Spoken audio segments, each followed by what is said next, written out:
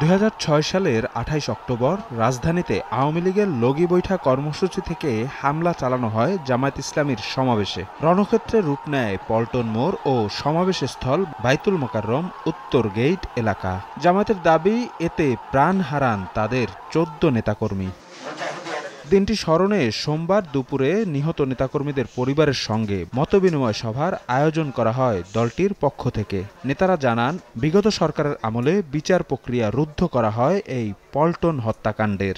বাংলাদেশের দেশপ্রেমিক দল হিসাবে, জনগণের সংগঠন হিসাবে জামাত ইসলামী ছাত্র শিবিরকেই শুধুমাত্র তারা শক্তিশালী প্রতিপক্ষ মনে করেছে। সমস্ত সভ্যতাকে হার মানিয়ে তারা এই নৃশংস হত্যাকাণ্ড সেদিন পরিচালনা করেছিল। শেখ হাসিনা এই বাংলাদেশে এত অপকর্ম করেছে, এত হত্যাকাণ্ড সংগঠিত করেছে, এত গণহত্যা চালিয়েছে, একবার ফাঁসি দিলে বিচার সঠিক হবে না।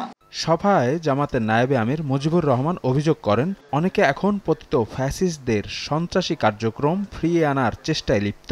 নির্বাচন সুষ্ঠু হলে ইসলামপন্থীদের পাহাড় ধস বিজয় হবে বলেও মন্তব্য করেন তিনি। অনেকেই এখনই বিভিন্ন ধরনের আস্ফালন করছে।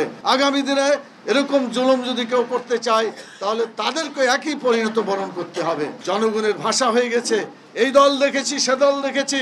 ইসলামকে বিজয়ী করার জন্য জনগণ সিদ্ধান্ত নিয়েছে, ভূমিধস নয়, পাহাড় ধসের মতো বিজয়। আগামী দিনে যে নির্বাচন হবে, সেই নির্বাচনের টার্গেট হচ্ছে এটা।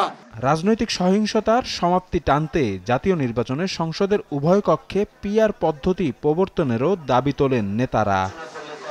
শফিক মুন্সি, সময় সংবাদ, ঢাকা।